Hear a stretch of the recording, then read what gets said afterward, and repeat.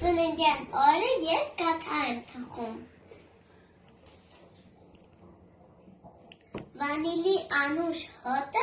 տիրում է անվար խոհանոցում։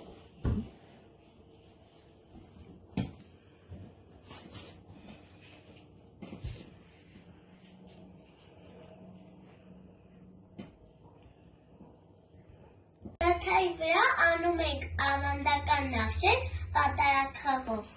Այ այսպես։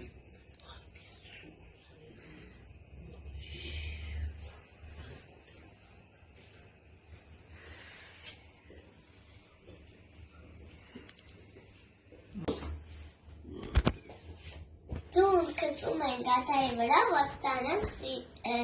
կարմիր գեղեցիկ նախշեր։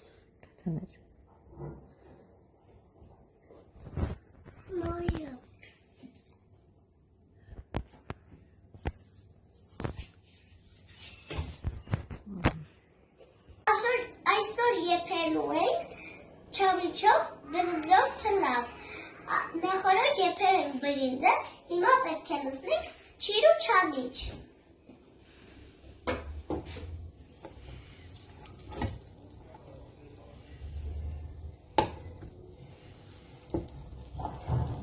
Խառնի։ Ապրես։